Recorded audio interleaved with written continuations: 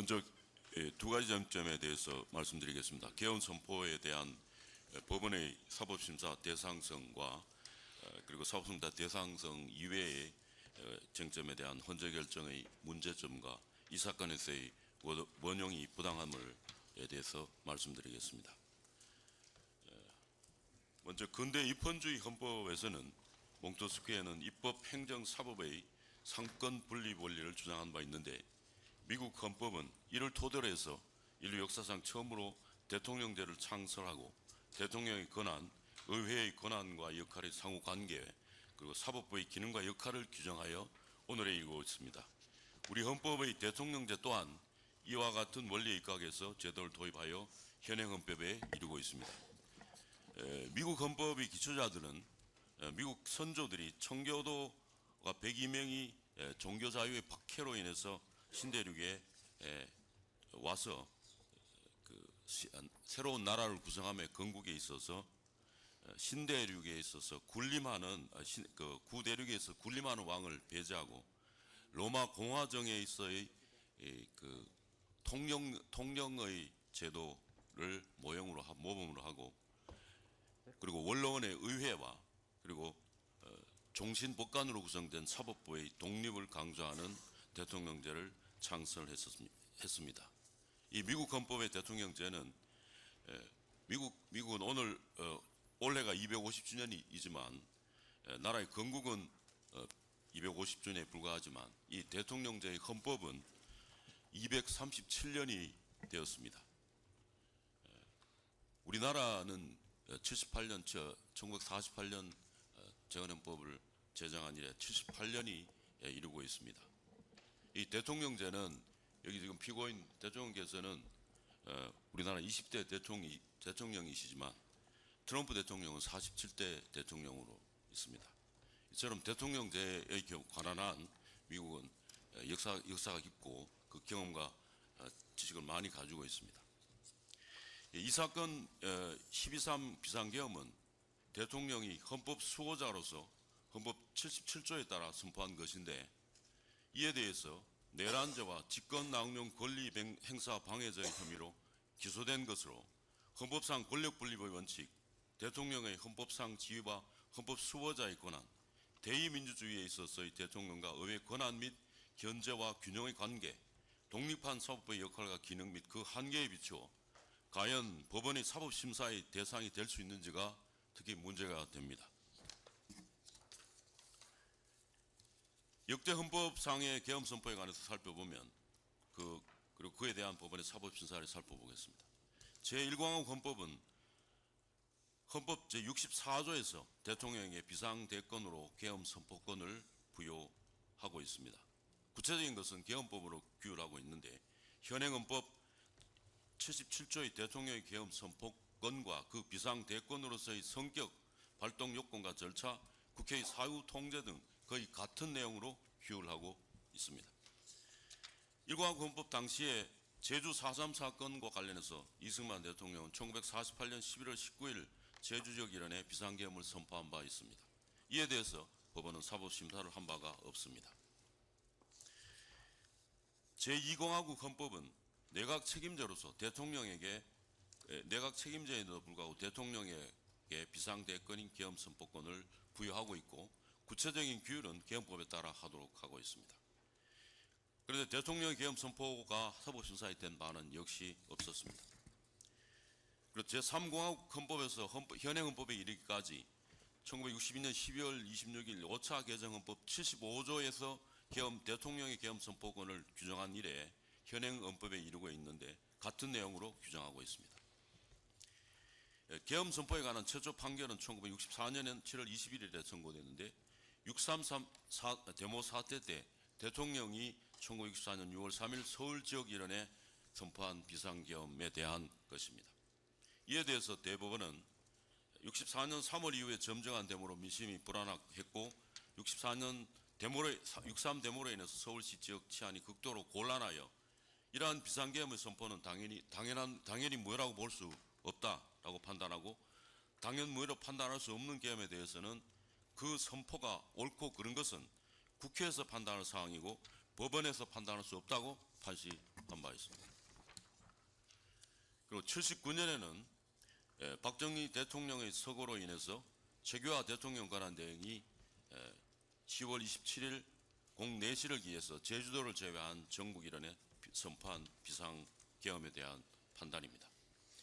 여기서 대법원은 국가안보와 국민의 자유와 안전보장을 책임지는 국가원수이자 행정부 수반이며 국군 통수권자인 대통령이 그 재량으로 비상계엄을 선포하면 상당하다고 판단하여 선포하였을 경우에는 이는 고도의 정치적 군사적 성격을 가진 행위로서 헌법상 계엄 해제 요건이 있는 국회만이 그 선포의 당부당을 판단할 권한을 가지고 법원이 계엄 선포의 요건의 구비 여부나 선포의 당부당을 심사하는 것은 사법권의 내재적인 본질적 한계를 넘어서는 것으로 적절하지 않다고 판단하였습니다.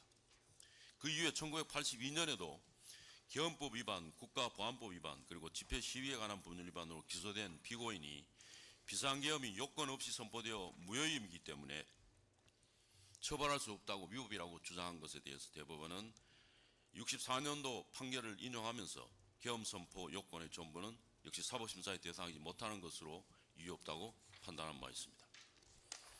1997년에는 비상계엄 최규하 좀 전에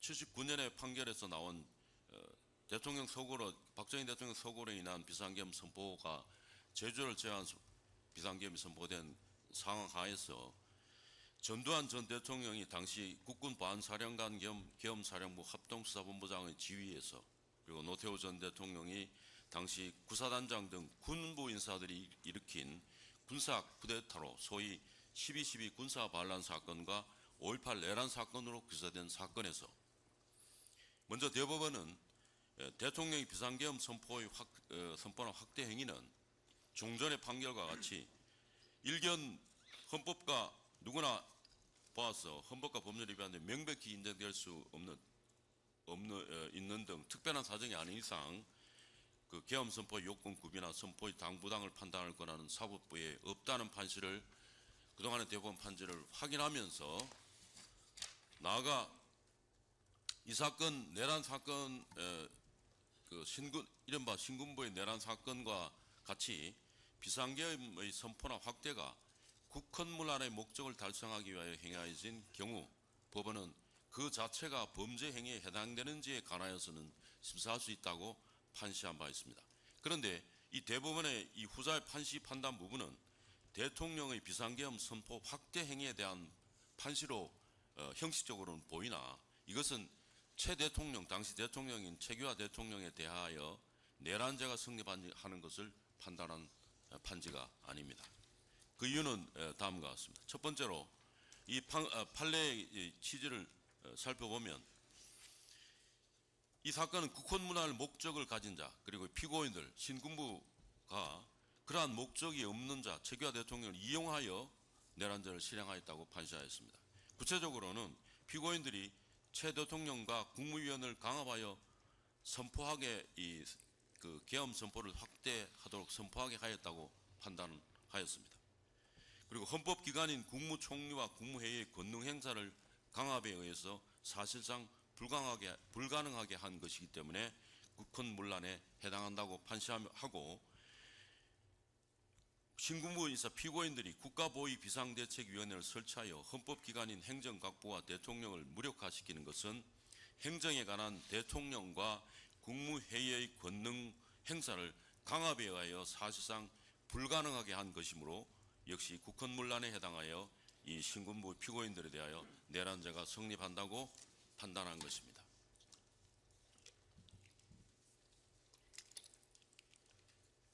그리고 두 번째로 이 사건 내란죄의 피고인들은 말씀드린 것처럼 전두환 보안사령관 겸 계엄사령부 당시 합동수사본부장을 비롯한 노태우 구사단장 등 군부 인사들입니다. 당시 최규하 대통령에 대해서는 내란죄로 기소되지 않았습니다. 따라서 대통령의 계엄 선포 확대가 국헌문란의 목적으로 내란죄에 해당하는지를 판단한 것이 아닙니다. 결국 이 사건의 경우에는 대법원의 판시는 군부나 특정 세력이 대통령과 정부를 강압적으로 무너뜨리고 도구로 이용하여 정권을 탈취하려는 것을 내란죄로 처벌하는 법리 구성으로 보아야 합니다. 그리고 대통령이 헌법 수호의 책무를 부담하는 국정의 최고 책임자로서 국가 비상사태 상황에서 국가 긴급권 행사로 비상계엄을 선포하는 것이 본질적으로 국헌문활의 목적을 가진다고 볼 수 없습니다. 이는 양립하기 어려운 것이므로 결국 이 대법원의 전자판지의 문제로 기결될 것입니다. 대법원의 이와 같은 후자의 판지는 결국 대통령 계엄 선포 행위에 대한 사법심사 여부에 적용할 판례는 아니라고 할 것입니다. 그런데 특별검사는 12상 비상계엄에 대한 사법심사 유무와 관련해서 대법원 2010년 12월 16일 선고한 2010도 5986 판결과 2013년 5월 16일 선고한 2011도 2631 판결을 원형하면서 법원의 사법심사 권한이 있다라고 주장하고 있습니다. 그러나 이 두 판결은 모두 유신헌법 제53조에 근거한 긴급조치에 대한 법원의 판단 유무에 관한 판례입니다. 이 사건은 헌법 제77조 당시 유신헌법으로 규정으로 보면 53조가 아니라 54조에 근거한 대통령의 기상계엄 선포에 대한 것으로 대상이 달라 이 판례를 정의할 수 있는 것이 아닙니다. 그리고 위 두 대법원 판결의 특검이 인용한 두 대법원 판결의 판결 이후의 주요 요지를 보면 이 대법원은 당시 헌법 제13조에 근거한 긴급조치 사후에 대한 위헌 여부를 판단하였는데요. 이 대통령이 긴급조치를 할 때 사전적으로 또 물론이와 사후적으로도 긴급조치가 그 효력을 발생 또는 유지하는데 국회의 동의나 승인을 얻도록 하는 규정을 두지 않았고 실제로 국회가 긴급조치를 승인하는 등의 조치를 취한 바도 없기 때문에 유신헌법에 근거한 긴급조치가 국회의 입법권 행사라는 실질을 전혀 갖추지 못한 것이기 때문에 긴급조치에 대한 위헌 여부의 심사권은 최종적으로 대법원에 속한다고 판시한 것입니다. 요컨대 유신헌법 53조에 근거한 대통령의 긴급조치에 대하여 헌법상 국회의 사전 통지나 사후 통제가 존재하지 않기 때문에 국민의 기본권 제한을 내용으로 하는 것에 대해서 법원이 심사한다는 것입니다. 따라서 위 판결의 판지를 원형하여 이 사건 대통령의 계엄 선포에 대하여 사법심사의 대상이 된다고 할 수는 없습니다. 특검의 주장은 타당하지 않습니다.